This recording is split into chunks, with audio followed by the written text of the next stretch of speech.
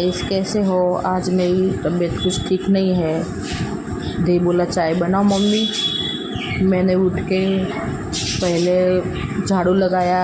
झाड़ू लगाने के बाद मैंने देखा ज़्यादा ही बारिश हो गई थी कुछ भी।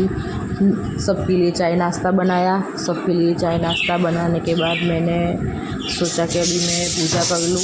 आज छठ है तो बाद में मैंने नहा के छठ की पूजा चालू की। छठ की पूजा आज हमारे गुजरात में छठ है। आज छठ की पूजा चालू की। उसके बाद में मैंने बाहर जाके देखा कि अभी बारिश बंद हुई है कि नहीं।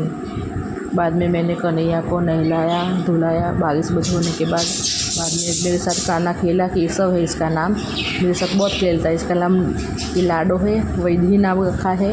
वैदू भी हमारे साथ ज़्यादा खेली। बहुत खुश होकर खेले। आज 2 दिन बाद जन्माष्टमी है। बाद में मैंने आके बाहर सफाई की। सफाई काम में मैंने सारा बाहर कंपाउंड धोया। बारिश तो बंद हो गई थी। बाद में कंपाउंड धोया।